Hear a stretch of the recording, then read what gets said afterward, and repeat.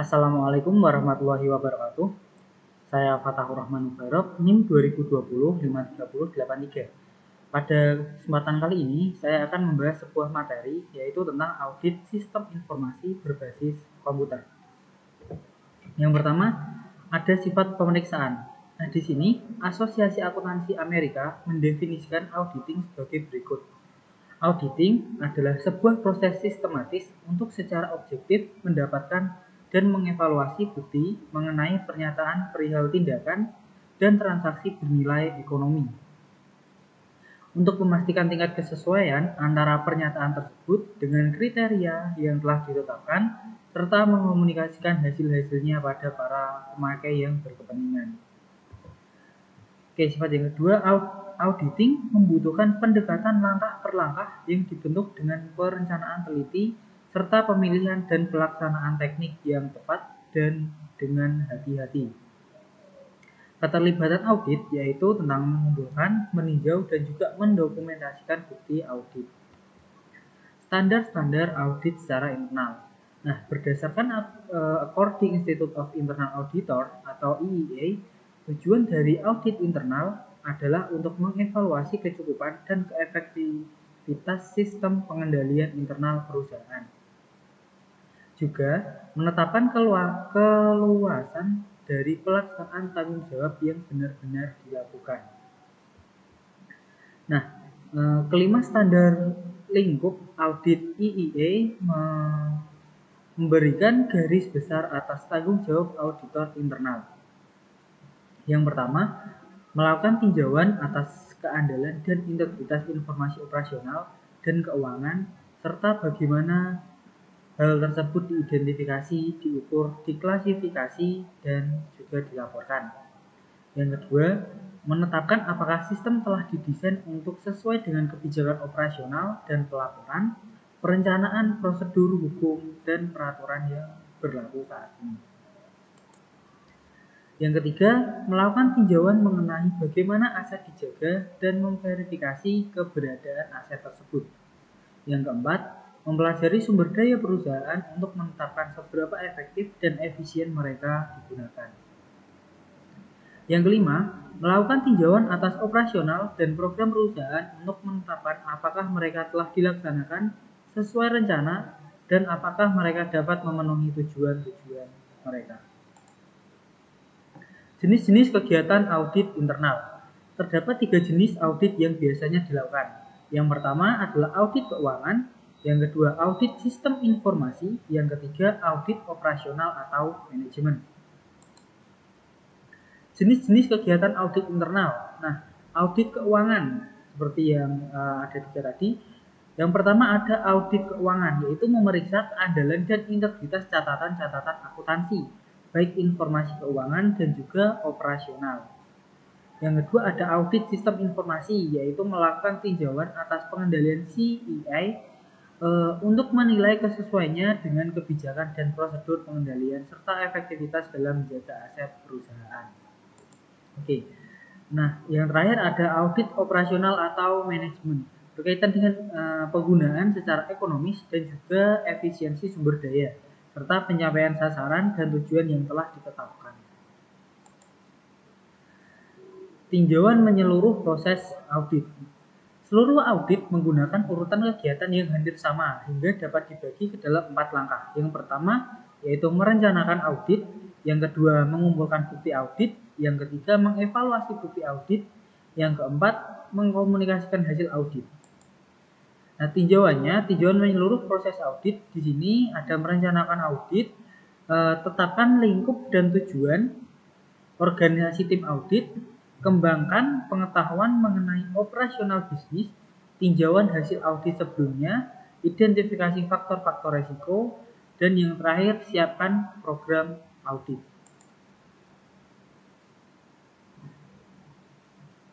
Nah, selanjutnya tujuan menyeluruh proses audit, yaitu mengumpulkan bukti audit, pengamatan atas kegiatan-kegiatan operasional, tinjauan dokumentasi, berdiskusi dengan para pegawai dan kuesioner, pemeriksaan fisik aset, konfirmasi melalui pihak ketiga, melakukan ulang prosedur, pembuktian dengan dokumen sumber review, analitis, dan pengambilan sampel audit. Nah, tinjauan menyeluruhnya lagi, di sini ada mengevaluasi bukti audit. Ada nilai kualitas pengendalian internal, nilai keandalan informasi, nilai kinerja operasional, mempertimbangkan kebutuhan atas bukti tambahan, pertimbangan faktor-faktor risiko, pertimbangan faktor-faktor materialitas, dokumentasikan penemuan audit. Ada lagi yaitu mengkomunikasikan hasil audit, memformulasikan kesimpulan audit, membuat rekomendasi bagi pihak manajemen, mempersiapkan laporan audit, menyajikan hasil-hasil audit ke pihak manajemen. Audit sistem informasi. Tujuan audit sistem informasi adalah untuk meninjau dan mengevaluasi pengendalian internal yang melindungi sistem tersebut. Ketika melaksanakan audit sistem informasi, para auditor harus memastikan tujuan-tujuan berikut ini harus dipenuhi. Yang pertama, perlengkapan keamanan melindungi perlengkapan komputer, program, komunikasi, dan data dari akses yang tidak sah, modifikasi, atau penghancuran. Kedua, pengembangan dan perolehan program dilaksanakan sesuai dengan otorisasi khusus dan umum dari pihak manajemen. Yang ketiga, modifikasi program dilaksanakan dengan otorisasi dan persetujuan pihak manajemen. Yang keempat, pemrosesan transaksi, file, laporan, dan catatan komputer lainnya telah akurat dan juga lengkap. Kelima, sumber yang tidak akurat atau yang tidak memiliki otorisasi yang tepat diidentifikasi dan ditangani sesuai dengan kebijakan manajerial yang telah ditetapkan. Yang keenam, file data komputer telah akurat, lengkap, dan harus dijaga kerahasiaannya. Pendekatan audit berdasarkan resiko. Di sini, pendekatan berdasarkan resiko untuk audit memberikan para auditor pemahaman yang jelas atas kesalahan dan ketidakbenturan yang dapat terjadi dan resiko serta penyingkapan yang terkait. Pemahaman atas hal ini memberikan dasar yang kuat untuk pengembangan rekomendasi pada pihak manajemen mengenai bagaimana sistem pengendalian sistem informasi audit seharusnya ditingkatkan. Nah, apakah pendekatan 4 tahap evaluasi pengendali internal itu?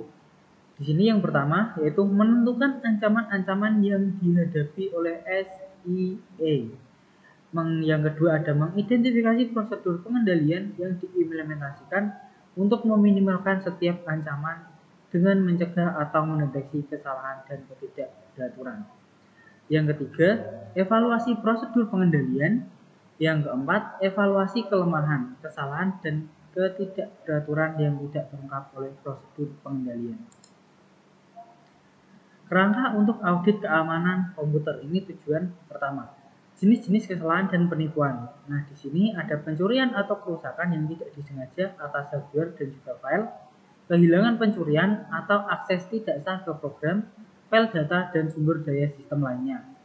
Modifikasi atau penggunaan secara tidak sah program dan juga file data. Jenis-jenis prosedur pengendalian. Di sini rencana keamanan, di sini kerangka untuk audit keamanan komputer. Jenis-jenis prosedur pengendaliannya yang pertama ada rencana keamanan atau perlindungan informasi, pembatasan atas akses secara fisik ke perlengkapan komputer, pengendalian penyimpanan dan pengiriman data seperti enkripsi. Prosedur perlindungan dari virus, menggunakan firewall, rencana pemulihan dari bencana, pemeliharaan dan pencegahan serta asuransi sistem informasi. Sini ada prosedur audit, ada tinjauan atas sistem. Yang pertama harus menginspeksi lokasi komputer, melakukan wawancara dengan personel sistem informasi mengenai prosedur keamanan, meninjau kebijakan dan prosedur, memeriksa kebijakan asuransi apabila terjadi bencana atas sistem informasi, memeriksa daftar akses sistem, memeriksa rencana pemulihan dari bencana. Prosedur audit uji pengendalian, mengamati prosedur akses ke lokasi komputer, memverifikasi bahwa terdapat pengendalian dan pengendalian tersebut berfungsi seperti dengan yang diharapkan, menginvestigasi berbagai kesalahan atau masalah untuk memastikan mereka ditangani dengan benar, memeriksa uji yang sebelumnya telah dilaksanakan. Pengendalian pengimbang. Di sini ada kebijakan yang baik dalam hal personalia, penggunaan pengendalian secara efektif, pemisah pekerjaan yang tidak boleh disatukan. Kerangka audit pengembangan program. Tujuan kedua, jenis-jenis kesalahan dan penipuan. Di sini ada kesalahan pemrograman yang tidak disengaja, ada kode program yang tidak sah.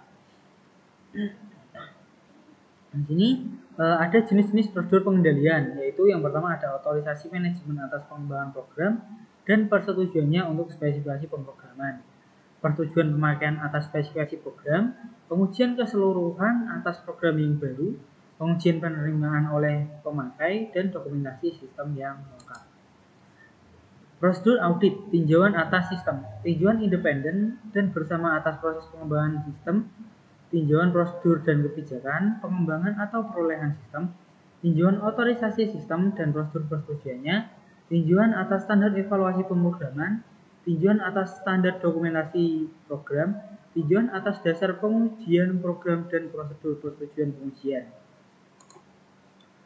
Prosedur audit uji pengendalian, wawancara dengan pemakai mengenai keterlibatan mereka dalam perolehan atau pengembangan serta implementasi sistem.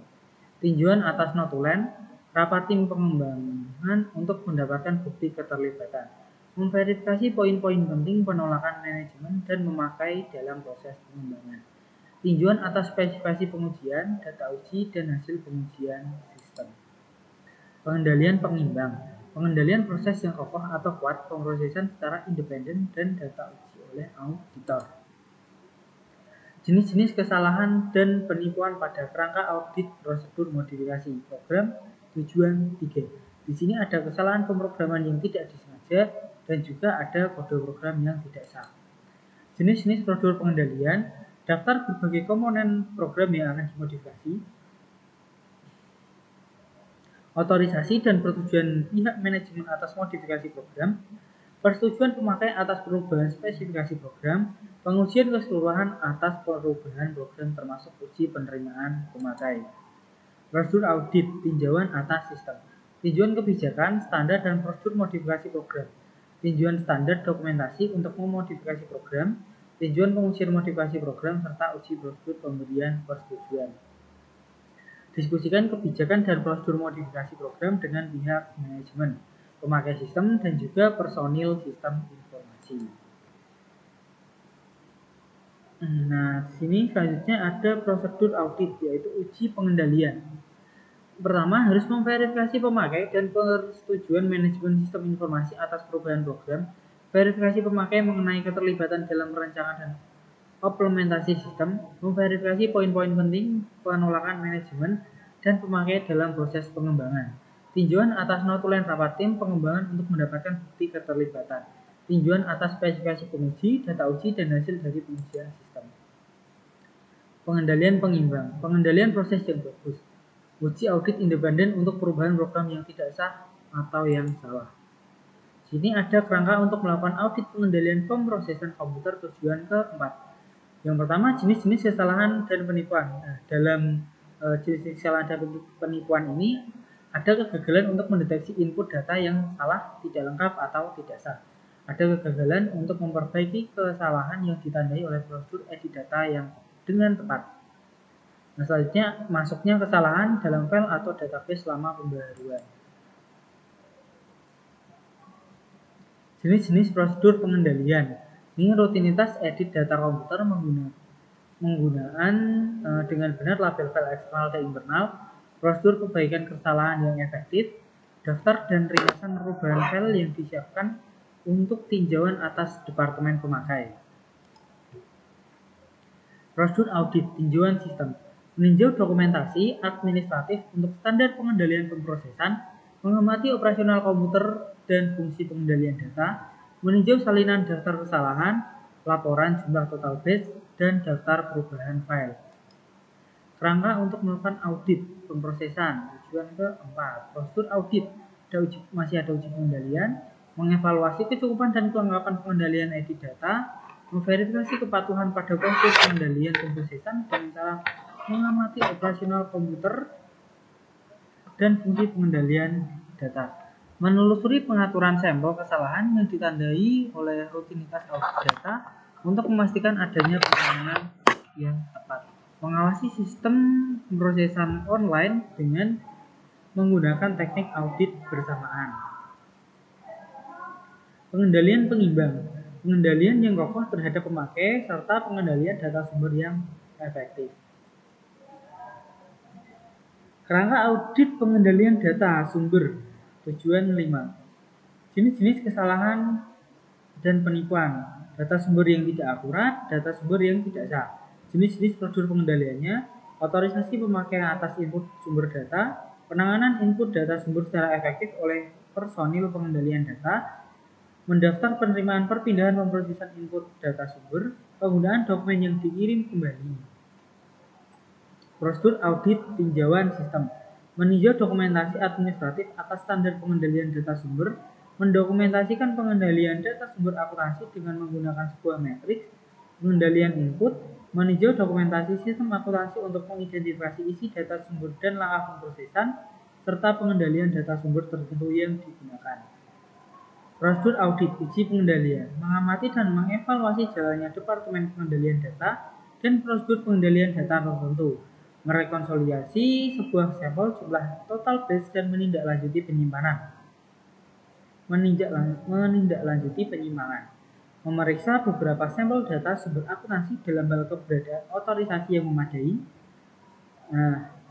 Selanjutnya ada pengendalian pengimbang. Di pengendalian pengimbang ini ada pengendalian pemrosesan yang kokoh, pengendalian yang kokoh terhadap pemakai, jenis-jenis kesalahan dan penipuan dalam kerangka audit pengendalian file data. Tujuan 6, yaitu memodifikasi atau mengungkapkan yang tidak sah atas data yang disimpan, penghancuran atas data yang disimpan akibat kesalahan yang tidak disengaja, kegagalan fungsi hardware atau software, tindakan sengaja untuk melakukan sabotase atau vandalisme.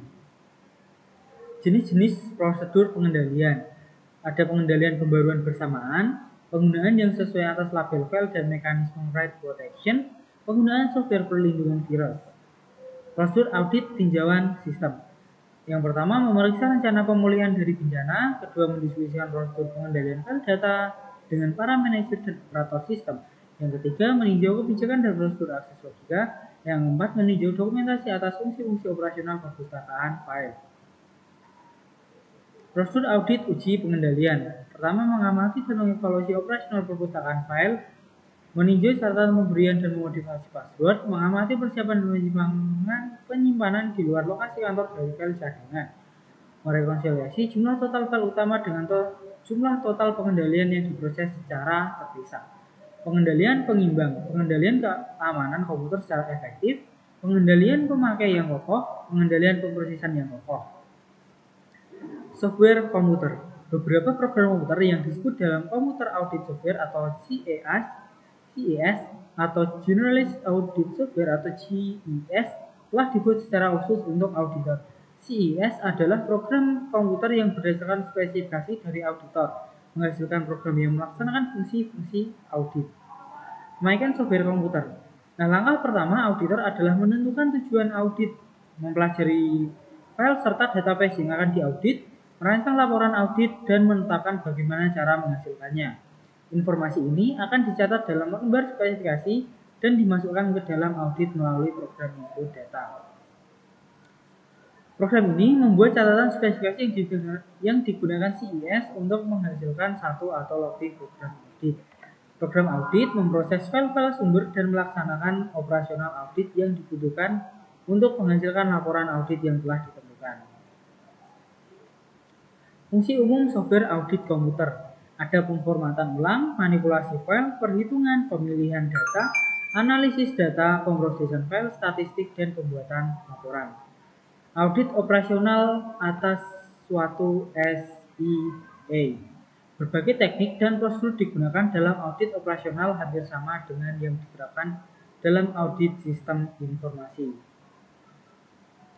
dan juga keuangan. Perbedaan utamanya adalah bahwa lingkup audit sistem informasi dibatasi pada pengendalian internal, sementara lingkup audit keuangan dibatasi pada output sistem. Sebaliknya, lingkup audit operasional lebih luas dan melintasi seluruh aspek manajemen sistem informasi. Tujuan audit operasional mencakup faktor-faktor seperti efektivitas, efisiensi, dan pencapaian tujuan. Pengumpulan bukti mencakup kegiatan-kegiatan berikut ini. Yang pertama, meninjau kebijakan dokumentasi operasional, melakukan konfirmasi atas prosedur dengan pihak manajemen serta personil operasional.